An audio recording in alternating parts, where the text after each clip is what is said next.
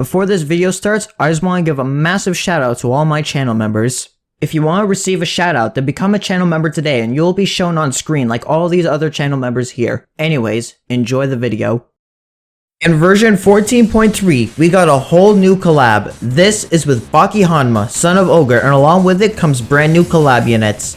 One of these units added is the titular protagonist of the series, driven by a passion to become stronger than his dad. This is Baki Hanma, but how does his drive to be stronger than his dad translate into the world of the Battle Cats? Well, this video will discuss Baki's stats and abilities and his overall performance on the battlefield. All the footage shown here in this video is of a level 30 Baki.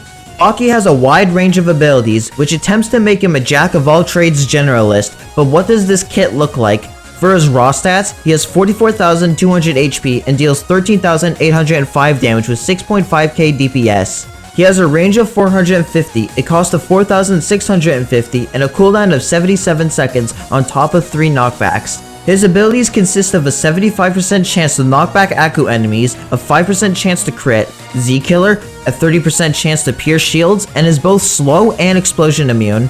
There are two main ways to look at Baki, with the first one being a ranged generalist attacker. Baki has the makings of a solid ranged generalist, being comparable to the likes of Urarun and Urs. Comparing Baki with these three shows that Baki has a very similar damage output compared to them.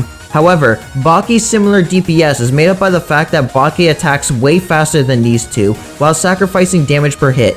This, however, does allow Baki to be more adept at handling peon spam, as his damage over time is still able to scale with these two while not being stuck trying to deal with hordes of peons. One other thing of note is Baki's rather fast cooldown, being over twice as fast as both Urarun and Urs, allowing him to be more easily stacked and replaced if killed. However, Baki also carries a few other things that make him stand apart from these two.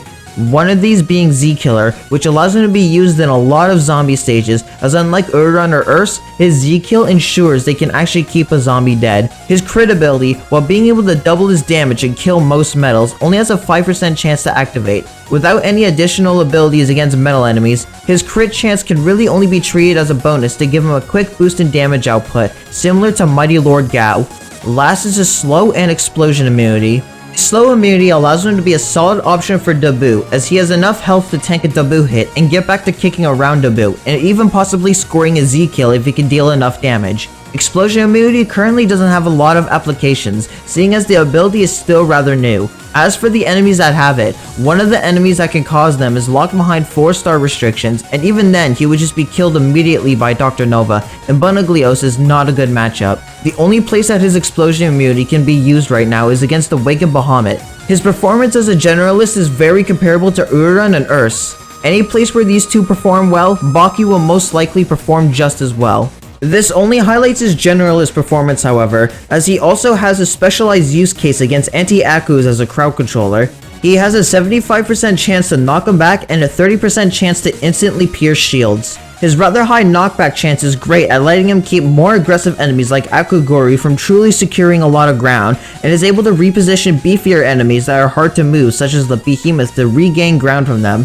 A ton of Aku enemies have shields, and while Baki's 30% shield pierce chance may seem low at first, this isn't too much of an issue due to his rather high attack rate. The only enemy that this could really be a problem for is Wicked Face, due to the Wicked Face outranging and constantly juggling Baki on top of freezing him. However, there is one thing missing from his kit as an anti-Aku, this being a lack of surge immunity. Seeing as Baki is a fairly squishy unit, you really don't want him taking any unnecessary damage, but with Aku enemies having surge spam, this can make it difficult to keep Baki alive against groups of Sinner Snitches and Condemned Pangs. Baki's knockback ability can also be used against him this way. An enemy can get ready to summon a Death Surge, and due to Baki's rapid attack rate, if he knocks back away any alive Aku enemy, it could force him to get closer to the Death Surge, and thus taking a huge chunk of his health. However, there is the saving grace of his fast cooldown, as most of the time another Baki will be close to be ready by the time Baki dies, if not already to go in most situations. So, how good is Baki Hanma overall?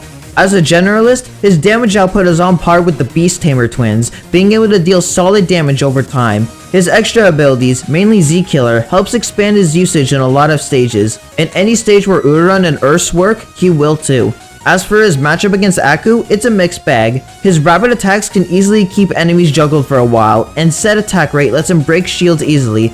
However, his lack of surge immunity is a huge liability, as he isn't the tankiest unit out there, and any death surge, especially if spammed, can easily wear down his health pool. With all that said, I want to thank you for watching this analysis of Baki Hanma. If you thought this insight was interesting, then be sure to give it a like and subscribe to the channel if you enjoy Battle Cats content, and comment down below your thoughts on Baki Hanma. I'd love to hear what you all think of them. Also, shout out to the following channel members: Dr. Deadly, Potato King, Gross Cat the Best, Barely Grovert, Ian Dean, Megamix, and Uberless for being silver members or higher. If you want to receive a shout out like these channel members here, then become a silver member or higher today.